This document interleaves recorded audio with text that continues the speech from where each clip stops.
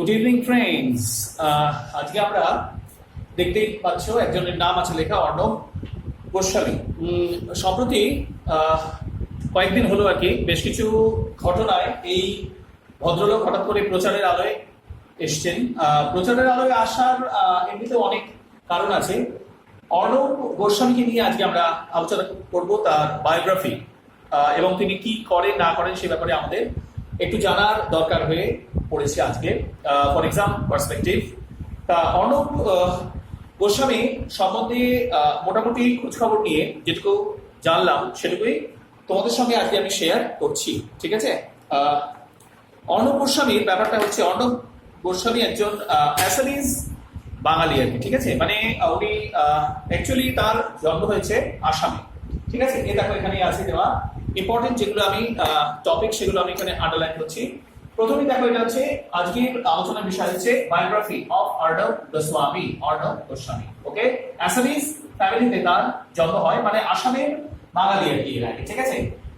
উনি ইংলিশ, হিন্দি, বাংলা মোটামুটি তিনটি ভাষাই পারেন, বলতে পারেন। আচ্ছা, উনি হচ্ছেন ভারতবর্ষের একজন নামকরা টিভি, রিপাবলিক টিভি, তার সঞ্চালক এবং তার মালিকও বটে, ঠিক আছে? TV personality Arnab Goswami. আচ্ছা, তার জন্ম হয় হচ্ছে কি তোমার গুয়াহাটি আসাম, আসামের গুয়াহাটিতে 7ই মার্চ 1973। ওকে, এখন আমরা বয়স হচ্ছে 46 এরকম আর কি, ঠিক আছে? তাহলে অর্ণব গোস্বামীর জন্ম হয় হচ্ছে আসামের গুয়াহাটিতে 7ই মার্চ 1973। অ্যাসামিজ ফ্যামিলিতে তার জন্ম হয়। আচ্ছা, প্যারেন্টাল গ্র্যান্ডফাদার, আচ্ছা দেখো প্যারেন্টাল গ্র্যান্ডফাদার এবং ম্যাটারনাল গ্র্যান্ডফাদার দুটো আছে, মানে বাবার দিক থেকে হচ্ছে ঠাকুরদা আর মায়ের দিক থেকে হচ্ছে দাদু আর কি। ওকে, তাহলে তার ঠাকুরদা প্যারেন্টাল গ্র্যান্ডফাদার ছিলেন হচ্ছে রজনীকান্ত গোস্বামী, একজন আইনজীবী, আসামের একজন প্রখ্যাত আইনজীবী ছিলেন রজনীকান্ত গোস্বামী। ওকে, এবং তার মা এবং তার মায়ের দিক থেকে দাদু আর কি হচ্ছেন গৌরী শঙ্কর ভট্টাচার্য, দেখতে পাচ্ছ বাঙালি আর কি। ওকে, গৌরী শঙ্কর ভট্টাচার্য। আচ্ছা, এবং তিনি এই ভদ্রলোক ছিলেন আসামের elected legislator from communist party, আসামের সিপিএম এর, ঠিক আছে, কমিউনিস্ট পার্টির একজন প্রখ্যাত নেতা ছিলেন এবং তিনি লিডার অফ দি অপোজিশন হিসেবেও কিন্তু আসামে অনেকদিন ছিলেন আর কি। ওকে, আচ্ছা, তার বাবা হচ্ছেন আর কি মনোরঞ্জন গোস্বামী, আর্মি পার্সন ছিলেন, একসময় আর্মিতে কাজ করতেন।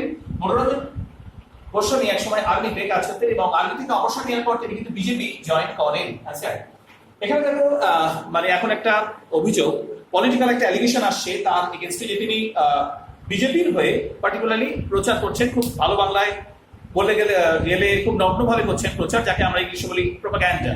ওকে, প্রোপাগ্যান্ডা করছেন নাকি? তা কেন করছেন বা তিনি কেন, মানে তার শোগুলো দেখলেই বোঝা যায় যে তিনি খুব ভালোভাবে কিন্তু ওপেনলি, নেকেডলি ওপেনলি, একজন সাংবাদিকের অবশ্য এটা করা উচিত নয়, উচিত কি অনুচিত সে প্রশ্ন পরে আসছি। অ্যাকচুয়ালি হচ্ছে উনি অ্যাকচুয়ালি তার শোগুলো রিপাবলিক টিভিতে তার যে শোগুলো হয়, শোগুলো খুব ভালোভাবে দেখলে বোঝা যায় তিনি হিন্দুইজমকে প্রমোট করতেই পারেন, সেটা কোনো ফ্যাক্টর নয়। ভারতের মোর দ্যান 80% বেশি হচ্ছে হিন্দু। ওকে, কাজেই করতেই পারেন, সেটা নয়। তিনি কংগ্রেসের এগেনস্টে এবং বিজেপির পক্ষে আর কি পুরোপুরি প্রচারটা করছেন আর কি, ঠিক আছে? আচ্ছা, এখানে বেশ কিছু ঘটনা হয়, সেই ঘটনার পরিপ্রেক্ষিতে ওনার নামটা এখন এত বড় ভাবে আর কি এসছে আর কি, ঠিক আছে? দেখো, আমার আগের ভিডিওতে বলেছিলাম আমি 16ই এপ্রিল 2020-তে একটা ঘটনা ঘটে, 16th এপ্রিল 2020 আর কি, ঠিক আছে? 16ই এপ্রিল 2020-তে একটা ঘটনা ঘটে। জুনা আখড়া দুজন সাধু বোম্বের কান্দিভালি থেকে গুজরাটে যাচ্ছিলেন। এদের মধ্যে একজনের নাম হচ্ছে চিকনে মহারাজ কালপাভি রুকসাগিরি। এই নিয়ে আমার একটা ভিডিও আছে। চিকনে মহারাজ কালপাভি রুকসাগিরি 70 বছরের একজন বৃদ্ধ, আর অন্যজন হচ্ছে সুশীলগিরি মহারাজ, 35 বছর বয়স, আরেকজন হচ্ছে তার ড্রাইভার নীলেশ তেলগেড়ে, ঠিক আছে? তারা বোম্বে কান্দিভালি থেকে গুজরাটে আসছিলেন। পথমধ্যে কোনো কারণে তারা মহারাষ্ট্রের অ্যাকচুয়ালি এক রাজ্য থেকে অন্য রাজ্যে যাওয়ার সব থেকে ভালো উপায় হচ্ছে ন্যাশনাল হাইওয়ে গুলো বা স্টেট হাইওয়ে ফলো করা, সেটা না করে তারা কোনো কারণে হয়তো রাস্তা ছোট করার জন্য বা শর্ট রুট নেওয়ার জন্য তারা জঙ্গলের মধ্যে দিয়ে আসছিলেন এবং সেইখানে আর কি মহারাষ্ট্রের কাঙ্কন রিজিয়নের অন্তর্গত পালঘর পালঘর বলে একটা জেলা আছে ওদের, সেই পালঘর জেলা গড় চিনচিলে বলে একটা গ্রামের কাছে বন দপ্তরের লোকেরা তাদের আটকায়, কারণ সেই গ্রামে বেশ কিছুদিন ধরে ছেলে ধরার একটা মানে ভয় আর কি কাজ করছিল, তার জন্য গ্রামবাসীরা কিন্তু অনেক আগে থেকেই সজাগ ছিল, এবং সেই কারণে তাদের ওখানে ধরার পর আর কি তাদের জিজ্ঞাসাবাদ হচ্ছে। এই সময় হঠাৎ করেই প্রচুর সংখ্যক মানে 400 মোর দ্যান 400 পিপল ওখানে এসে যায়। তারা মানে একটা ভুল মানে মিসআন্ডারস্ট্যান্ডিং হয় আর কি, এবং তারা ভাবে যে এই সাধুরাই হচ্ছে সেই ছেলে ধরা আর কি, ঠিক আছে, এবং তারা তাদের পিটিয়ে মেরে ফেলে। পরবর্তীকালে পুলিশ গিয়ে তাদের উদ্ধার করে হাসপাতালে পাঠায়, এই ব্যাপারটা, ঠিক আছে। ঘটনাটা হচ্ছে এইটা ছিল, ঠিক আছে, এটা একটা সম্পূর্ণ এক ঘটনা। এই ঘটনা নিয়ে অর্ণব গোস্বামী তার চ্যানেল রিপাবলিক টিভিতে একটা শো করেন। ওনার অনেক জনপ্রিয় শোই আছে, প্রচুর দর্শক ওনার, ওকে, মানে যেহেতু ওনার চ্যানেল হচ্ছে ইন্ডিয়া বেসড নয়, ওয়ার্ল্ড বেসড আর কি, ঠিক আছে, ওয়ার্ল্ডের সমস্ত কান্ট্রি থেকেই অ্যাক্সেস হয়, ইন্ডিয়া তো আছেই। কাজেই মানে সারা পৃথিবীতে যত দর্শক আছে, এবং উনি খুব সেন্সেশনাল নিউজ করেন তার জন্যই আর কি, এবং ওনার বলার ভঙ্গি খুব মানে রোবাস্ট, খুব উগ্র আর কি, ঠিক আছে, এবং তার জন্যই ওনার অনেকে পছন্দ করে, আবার অনেকে অপছন্দ করে, ঠিক আছে, সেটা তো তার ব্যক্তিগত ব্যাপার। তা সেইটা নিয়ে আর কি সোনিয়া গান্ধীর সঙ্গে ইউপিএ অর্থাৎ ইউনাইটেড প্রোগ্রেসিভ অ্যালায়েন্স কংগ্রেসের যে গ্রুপটা আছে, তাদের সভানেত্রী সোনিয়া গান্ধীর সঙ্গে তার একটা বিরোধ, একটা ওপেন ক্ল্যাশ হয় আর কি, ঠিক আছে। অ্যাকচুয়ালি আমি আগেই বললাম যে দেখো, অর্ণব গোস্বামীর ব্যাকগ্রাউন্ড ক্লিয়ার হচ্ছে যে ওনার বাবাও বিজেপি করতে করতেই পারেন, উনি একটু বিজেপি মনস্ক হতেই পারে, সেটা তার পলিটিক্যাল আইডিওলজি, সেটা নিয়ে আমাদের কিছু বক্তব্য নেই। কিন্তু কথা হচ্ছে তিনি তার প্রফেশনের ক্ষেত্রেও কিন্তু সেইটাকে অনেকভাবে এনে ফেলছেন, এবং তিনি নেগেটিভলি বিজেপিকে একজন সাংবাদিক হয়ে যেভাবে সাপোর্ট করছেন আর কি, এবং হিন্দুইজমকে সাপোর্ট করছেন। আমি কোনো পলিটিক্যাল বায়াসনেসের মধ্যে আসছি না, কিন্তু তার মধ্যে একটা পলিটিক্যাল বায়াসনেস কাজ করছে আর কি, ওকে, এবং সেই জন্যই এটা বলা। তাহলে দেখো, আমরা যেটা বললাম সেইটা নিয়ে সোনিয়া গান্ধীকে উনি কাওয়ার্ড বলেন, যে ওখানে অ্যাকচুয়ালি ঘটনাটা যেটা ছিল তার মধ্যে কিন্তু কোনো কমিউনাল ব্যাপার ছিলই না, এখানে হিন্দু মুসলিমের কোনো ফ্যাক্টর নেই। মুসলমানরা যে হিন্দু সাধুদের পিটিয়ে মেরেছে এরকম কথা কিন্তু কেউ বলছে না। যে গ্রামে এই ঘটনা হয়েছে, গড় চিনচিলে, মহারাষ্ট্রের তোমার কোঙ্কান রিজিয়নের যে গ্রাম আর কি, গড় চিনচিলে, এখানে কিন্তু মুসলিম অধ্যুষিত অঞ্চল এটা নয়, সে কথা কিন্তু উদ্ধব ঠাকরে, মাননীয় মুখ্যমন্ত্রী মহারাষ্ট্র, তিনিও কিন্তু সেটা বলেছেন যে এখানে কিন্তু মুসলিমের কোনো ফ্যাক্টর নেই, এটা কোনো কমিউনাল মানে রূপ দেওয়ার এখানে কোনো চেষ্টা যেন না করা হয় আর কি, ঠিক আছে। এবং এই ব্যাপারটা হয়ে গেছিল, এবং সেটা নিয়ে তিনি বলেন যে হিন্দু সাধুদের মারলে বা পিটিয়ে মারলে লিঞ্চিং, যেটাকে মব লিঞ্চিং বলে, যেটাকে বাংলায় বলে হচ্ছে গণপিটুনি, ওকে, মব লিঞ্চিং এর কেসে নাকি মানে হিন্দুদের মারলে নাকি সোনিয়া গান্ধী খুশি হন, সে বিকেম হ্যাপি আর কি, ঠিক আছে। এবং তার শোতে তিনি সোনিয়া গান্ধীকে অ্যাকচুয়ালি সোনিয়া গান্ধী না বলে, মানে সোনিয়া গান্ধী যে ইটালিয়ান নাম, অ্যাকচুয়ালি উনি তো Italy born, belongs to Italy, okay. আজ থেকে 52 বছর আগে 22 বছর বয়সে, 52 বছর আগে 22 বছর বয়সে উনি যখন বিবাহিত হয়ে মানে রাজীব গান্ধীর স্ত্রী হিসেবে ভারতে আসেন, তারপর কংগ্রেসের পরবর্তীকালে নেতা হন, ওকে, এগুলো তো আমরা মোটামুটি জানি।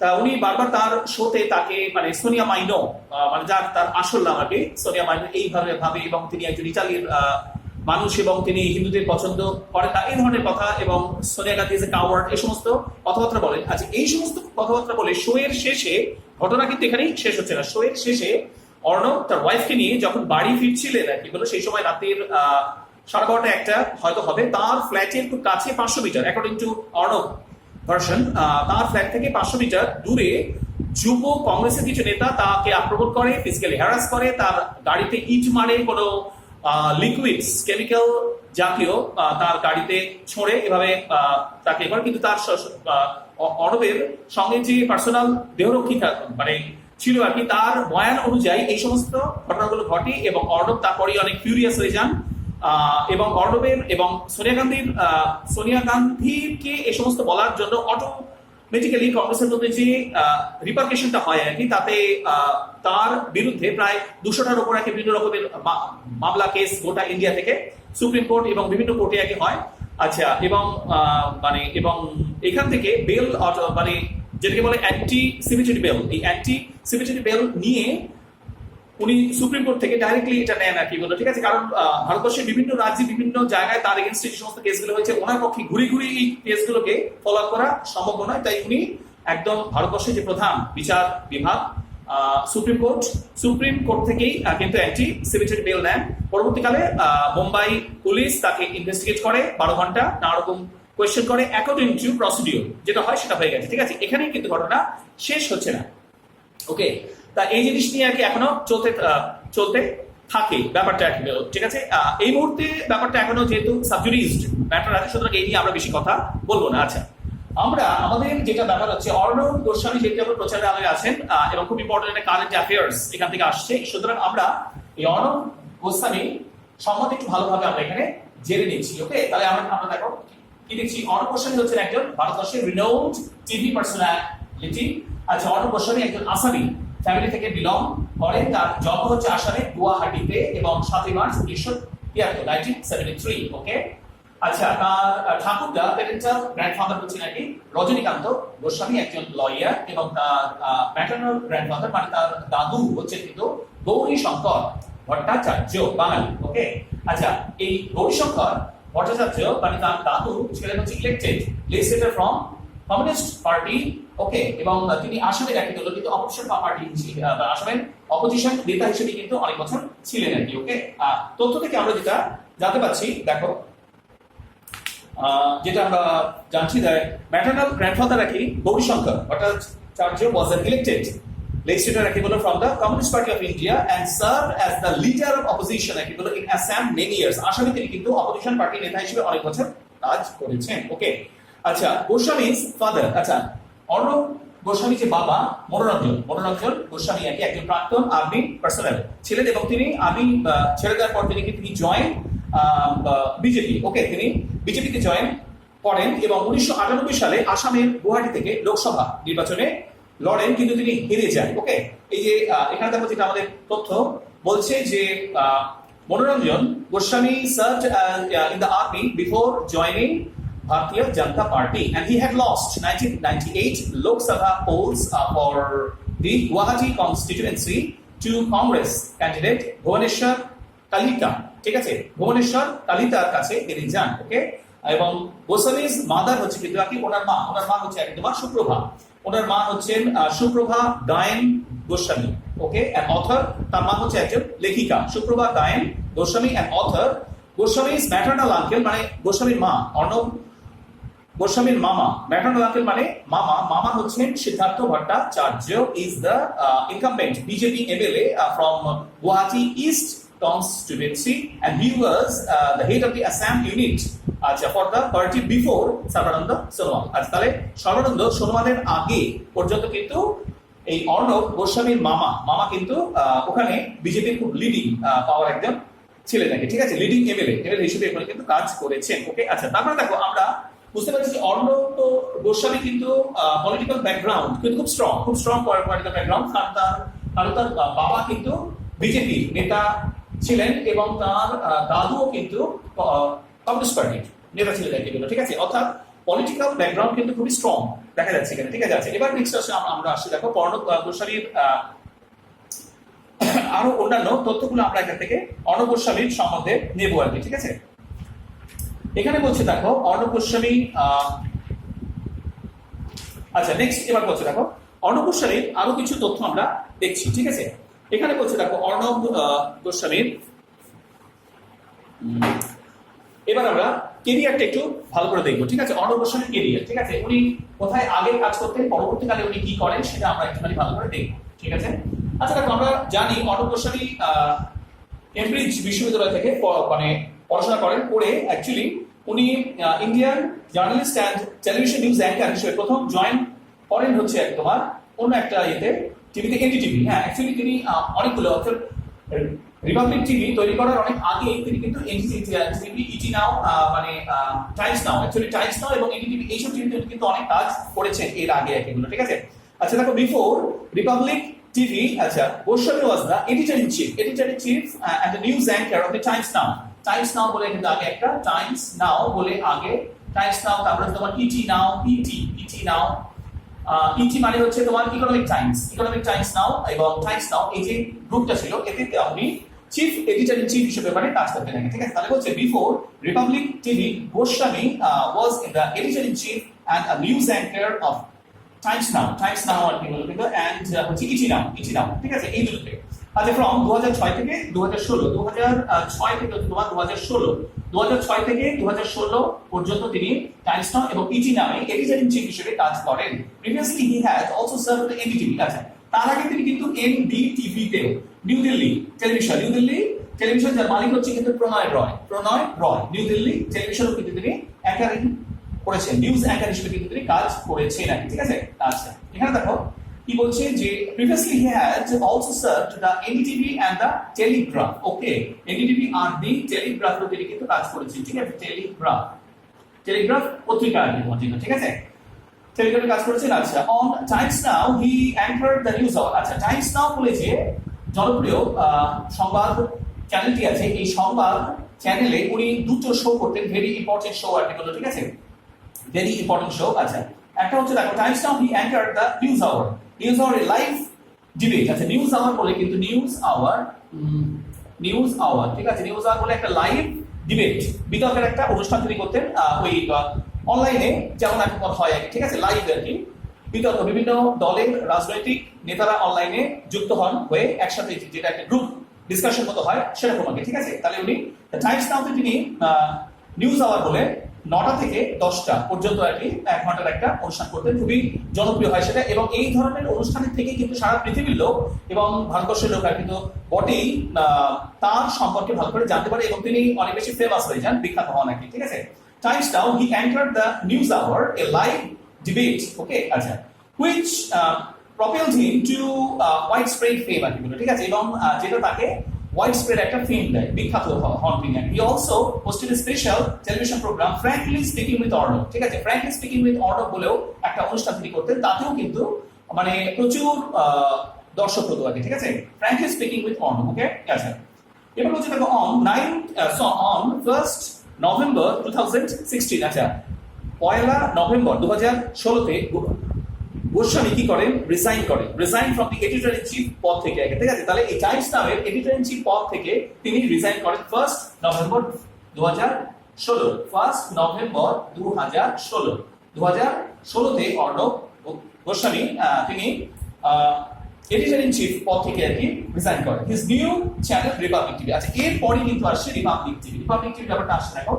রিপাবলিক টিভি একটা টেলিভিশন চ্যানেল খোলা কিন্তু চারটিখানি কথা নয়, প্রচুর অর্থ লাগে, ঠিক আছে, প্রচুর অর্থ লাগে, ব্যাকআপ লাগে, সাপোর্ট লাগে। তো হঠাৎ করে একজন মানুষ সে একটা চ্যানেলে কাজ করতে হঠাৎ করে সে বেরিয়ে এসে রিজাইন করে নিজে পয়সায় একটা বিরাট চ্যানেল খুললো, কি করে? তাহলে আমরা ইতিহাসটা একটু দেখি। আচ্ছা দেখো, his news channel Republic TV. আচ্ছা দেখো, রিপাবলিক টিভি এটা হচ্ছে আর এরকম একটা বড় ইয়েতে করে এখানে একটা বল দেওয়া আছে, ঠিক আছে, লাউলে লেখা এটা আর Republic TV, তাহলে his news channel Republic TV was launched 6 May 6 মে একই তোমার 2017 6 মে রিপাবলিক টিভি লঞ্চ করে, 2017 6 মে রিপাবলিক টিভি লঞ্চ করে একই, ঠিক আছে। আচ্ছা, হি হ্যাজ বিন, আচ্ছা, এটা গেল মোটামুটি। এবার এখানে বলছে দেখো রিপাবলিক টিভি সম্বন্ধে আমরা বলছি এর ব্রডকাস্টিং হচ্ছে কিন্তু ওয়ার্ল্ড ওয়াইড আর কি, এর ব্রডকাস্টিং হচ্ছে ওয়ার্ল্ড ওয়াইড, ঠিক আছে, ওয়ার্ল্ড ওয়াইড, সারা পৃথিবীর মানে লোকে এটা দেখতে হয় ওয়ার্ল্ড ওয়াইড। আচ্ছা, হেডকোয়ার্টার্স হচ্ছে তোমার রিপাবলিক টিভির হেডকোয়ার্টার্স হচ্ছে মুম্বাই, ওখানেই উনি সস্ত্রীক ফ্ল্যাটে থাকেন, ঠিক আছে, মুম্বাই মহারাষ্ট্র। আচ্ছা, আর রিপাবলিক টিভির আরেকটা চ্যানেল হচ্ছে কিন্তু আর ভারত, ওকে, আর ভারত মানে রিপাবলিক ভারত, ওকে। রিপাবলিক টিভিটা স্লোগানটা আমরা যেটা দেখি, রিপাবলিক টিভি যেটা স্লোগানটা হচ্ছে you are Republic, we are your voice. তাহলে হচ্ছে ইউ আর রিপাবলিক আর উই আর ইউর ভয়েস, এটা হচ্ছে রিপাবলিক টিভির slogan, you are Republic, we are your voice, okay.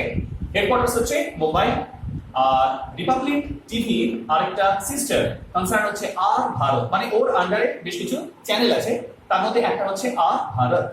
Broadcasting হয় ওয়ার্ল্ড ওয়াইড। 6 মে 2017-তে কিন্তু রিপাবলিক টিভি প্রথম আত্মপ্রকাশ করে বাজারে, ওকে।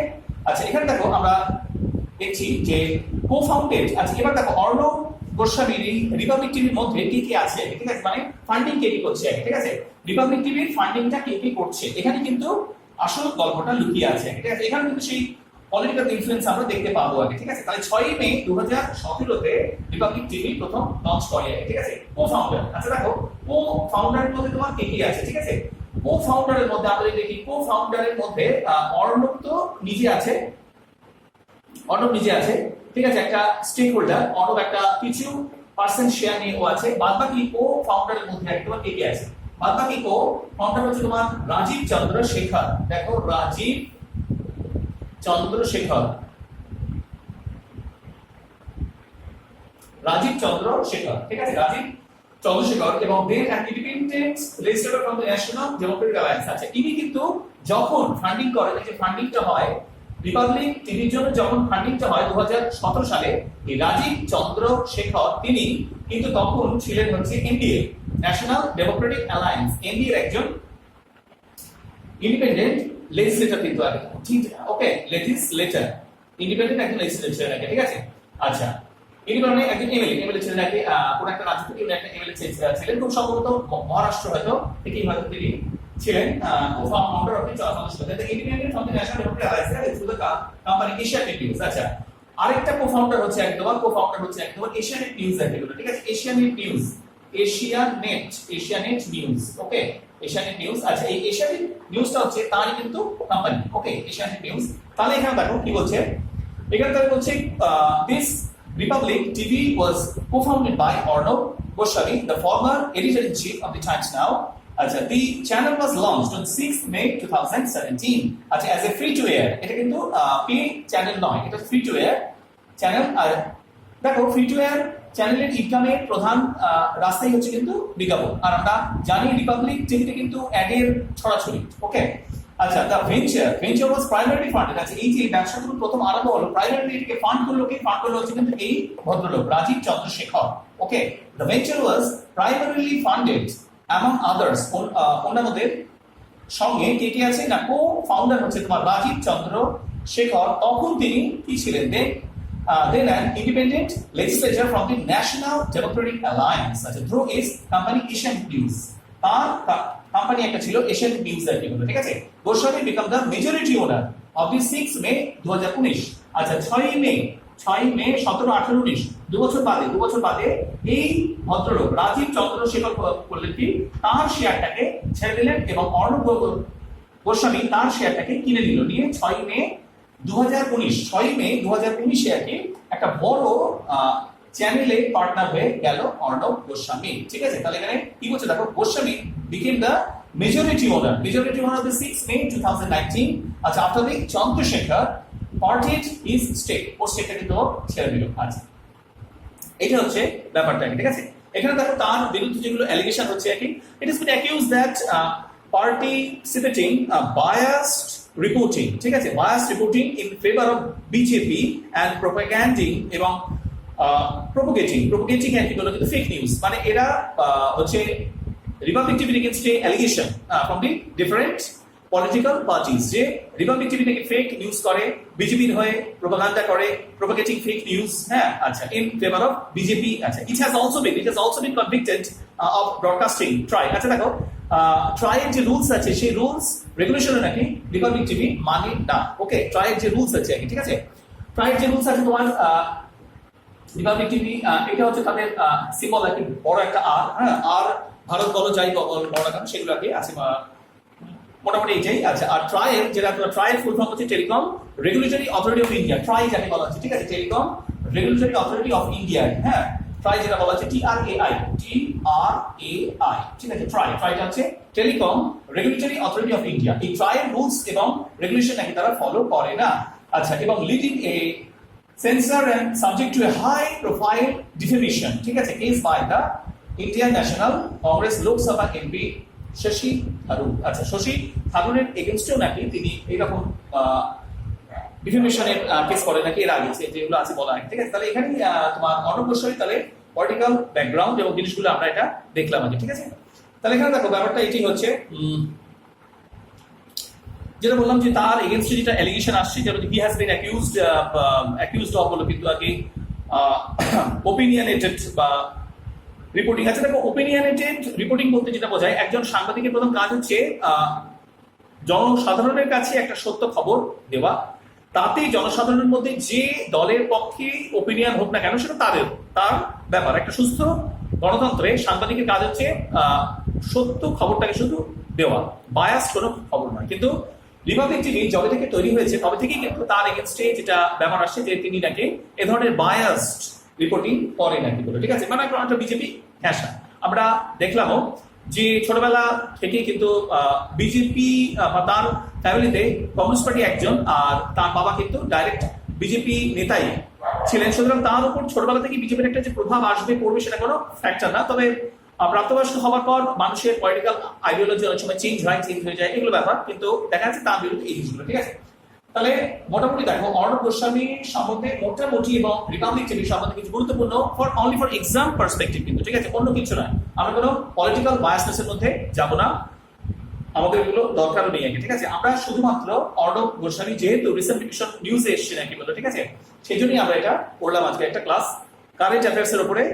রিপাবলিক টিভি কি, অর্ণব গোস্বামী কি, এর সম্বন্ধে প্রশ্ন দু একটা আসতেই পারে, বিসিএস এ, ইউপিএসসি তে, এনডিএ তে, হ্যাঁ, যেগুলো আসতে পারে ফর কারেন্ট অ্যাফেয়ার্স সেকশন আর কি বলো, ঠিক আছে। ওকে, তথ্যগুলো তোমরা অবশ্যই লিখে নাও, জট ডাউন করো একটা জায়গায়। ওকে, মোটামুটি আমরা দেখো আরো কারেন্ট অ্যাফেয়ার্স এর যেগুলো ইম্পর্টেন্ট টপিকস তার উপরে আমরা আরো ভিডিও আনছি। তোমরা অবশ্যই চ্যানেল সাবস্ক্রাইব করো, ফলো করো অবশ্যই।